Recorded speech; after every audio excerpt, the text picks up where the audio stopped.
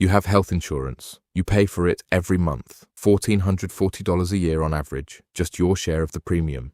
You feel covered. You go to the ER.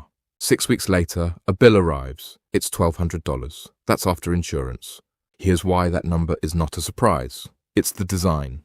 Here's what most Americans understand about having health insurance. You pay your premium every month, and in exchange, the insurance company covers your medical bills. Maybe there's a copay, $20, $40 at the doctor's office. Maybe a small fee at the ER. But the big costs? Covered. That's the version in the marketing. Peace of mind. Comprehensive coverage. The plan that protects you from financial catastrophe when something goes wrong. Here's what that version leaves out. The deductible, the coinsurance, the out-of-network provider you didn't choose and didn't know was billing you separately, and the ambulance ride that a 2022 federal law specifically decided not to protect you from. Each of those has its own number. They don't cancel each other out, and none of them show up clearly in the plan summary you read during open enrollment. Start with the bill itself. When you arrive at a hospital emergency room, the hospital runs what's called a chargemaster price, a list price for every service they provide. That list price is not what anyone actually pays. It's a negotiating starting point. Your insurance company has a contracted rate, what they've agreed to pay for each service. Per a 2023 Health Affairs study of 2,379 hospitals, commercial negotiated rates average about 58% of chargemaster prices. So if the chargemaster price for your visit is $4,000, the negotiated rate your insurer has locked in might be around $2,320. That $2,320 is the allowed amount. It's what your insurer and the hospital have agreed this care is worth. Now here's what you pay from that $2,320. First comes the deductible, the amount you must spend out of pocket before your insurance pays anything. The average deductible for single coverage in employer-sponsored plans in 2024 was $1,787 per the KFF Employer Health Benefits Survey. If you haven't met that deductible yet, and most people haven't, because emergencies happen at any point in the year, you pay the full $1,787 before your insurance contributes $1. After the deductible, coinsurance kicks in. Coinsurance is your percentage of costs after the deductible, commonly 20%.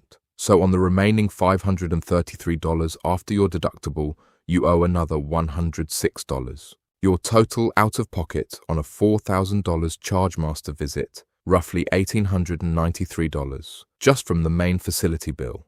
That number matters. We'll come back to it. The facility bill is one invoice. A hospital ER visit generates several. The ER physician, the doctor who actually treated you, is often employed by a separate staffing company, not the hospital.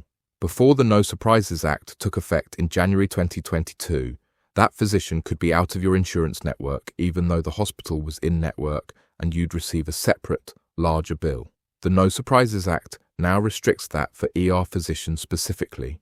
Their bill must be treated as in-network from your perspective. But the law has gaps that matter. Radiologists, anesthesiologists, lab processing services. These are specialists who may provide services during your visit through third-party companies. They're increasingly covered under the No Surprises Act's protections if they work at an in-network facility.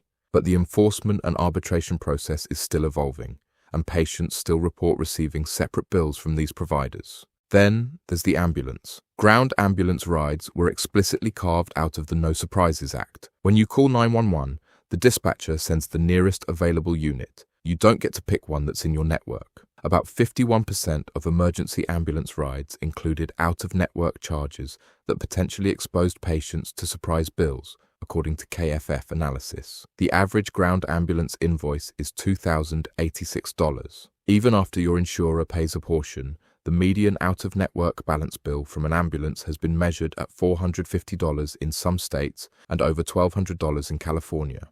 Put the pieces together for a single, non-catastrophic emergency, say chest pain that turns out to be anxiety, no hospital admission required. Facility bill out of pocket after deductible and coinsurance, $1,893. Ground ambulance partially covered, $600 remaining balance. Lab bill from the third-party processing company, $200. That's $2,693 for an anxiety attack, everything in network except the ambulance. Now consider what happens when you're admitted. The average per-day hospital cost in the US was $3,132 in 2023, per KFF analysis of American Hospital Association data. A 3-day admission, not unusual for a cardiac event, a fracture requiring surgery, or a severe infection, generates a facility bill over $9,000 before any procedures. Most plans have an out-of-pocket maximum, which caps what you pay in a calendar year. But that maximum averages around $4,500 for single coverage, and you have to spend that full amount before the ceiling kicks in. Here's the number people quote when they talk about what an ER visit costs with insurance: the copay. Most people with employer-sponsored coverage think they'll pay something like a $150 ER copay and be done. Right? Wrong. ER copays, flat fee copays for emergency visits, are increasingly rare in modern plans. Most employer plans now use deductible first structures, meaning the copay on the card in your wallet is the amount you'd pay after you've already met your full deductible for the year. If you're the average American and haven't hit $1,787 yet, there is no $150 copay. You're paying the full negotiated rate out of pocket until that deductible is satisfied. Here's what the actual math looks like for a covered American with average employer insurance going to the ER with a moderately serious issue, a kidney stone, a fracture, without being admitted. Average total allowed amount for the visit: $2,453. Peterson KFF Health System Tracker, Market Scan Commercial Claims Data.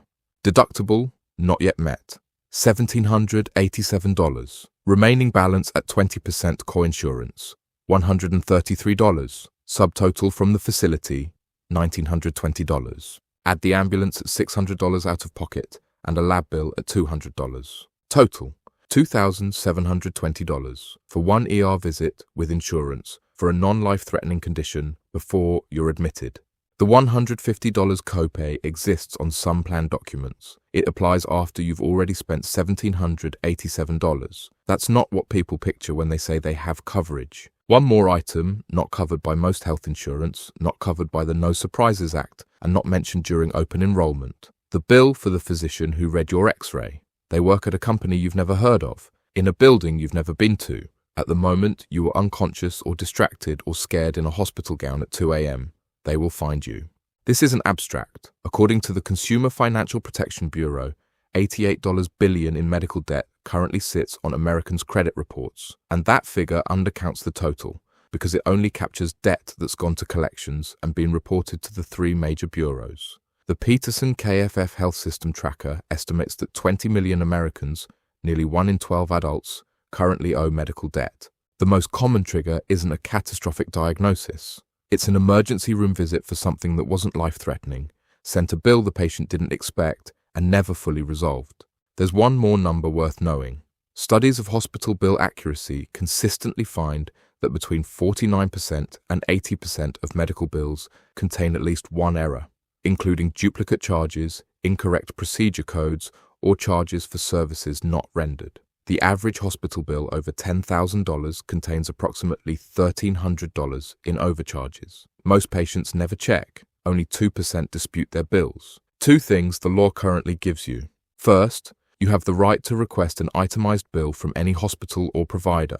This is not the one-page summary. It's a line-by-line list of every charge with the billing code attached. The CFPB's website at consumerfinance.gov explains how to dispute medical billing errors, and the No Surprises Act gives you the right to a good faith estimate before any scheduled procedure. Ask for it in writing before anything non-emergency is done. Second, if you receive an out-of-network bill from an ER physician, radiologist, or anesthesiologist after January 1, 2022, and you have insurance, the No Surprises Act means that provider cannot charge you more than your in-network cost-sharing amount. If a bill from an ER physician, radiologist, or anesthesiologist looks out of network, you can dispute it under the NSA. The CMS complaint portal is at cms.gov. No surprises. That number on the bill, it's not always final. Every number in this video is in the links below. Check them yourself. If this gap between what you thought you were paying and what the system actually charges surprised you, there are 20 more videos exactly like this one. Now you know the real cost.